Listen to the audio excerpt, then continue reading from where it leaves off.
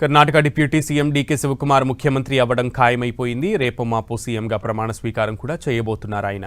అయితే DK Shivakumar CM అయిన వెంటనే ఆయన రికార్డ్ బ్రేక్ చేయబోతున్నారు. దేశంలోనే అత్యంత సంపన్న సీఎంగా కీర్తి గడించబోతున్నారు.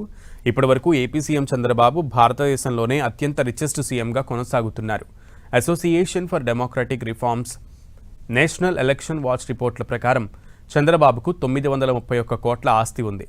డీకే శివకుమార్ కర్ణాటక సీఎంగా ప్రమాణ స్వీకారం చేస్తే చంద్రబాబు సెకండ్ రిచెస్ట్ సీఎంగా మారిపోనున్నారు. Association for democratic reforms national election watch నివేదిక ప్రకారం డీకే శివకుమార్ ఆస్తుల నికర విలువ 1413 కోట్లుగా ఉందని అంచనా వేశారు. ఈ లెక్కల ప్రకారం చంద్రబాబు కంటే డీకే శివకుమార్కు 500 కోట్లు ఎక్కువగా ఉన్నాయన్నమాట. ఇక తమిళనాడు సీఎం విజయ్ ఆస్తులు 603 కోట్లు ఉన్నట్లుగా ఎన్నికల అఫిడవిట్లో చూపించారు.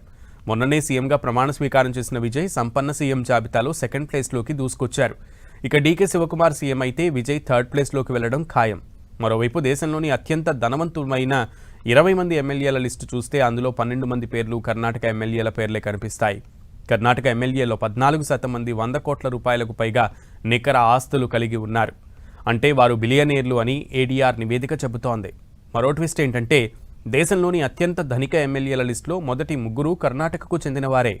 డీకే శివకుమార్ తర్వాత కేహెచ్ పుట్టస్వామి, ఆయన నికర ఆస్తుల విలువ 1267 కోట్లు. మూడో స్థానంలో కాంగ్రెస్ యువ ఎమ్మెల్యే ప్రియాకృష్ణ పేరు ఉంది. తన ఆస్తులు 1156 కోట్లు. దేశంలోని 4000 మంది ఎమ్మెల్యేల సమాచారం ఆధారంగా ఈ నివేదికను రూపొందించారు. ఇక దేశంలోని అత్యంత పేద ఎమ్మెల్యేల గురించి మాట్లాడుకుంటే పశ్చిమ బెంగాల్కు చెందిన నిర్మల్ కుమార్ దారా ఆమె పేరు వినిపిస్తుంది.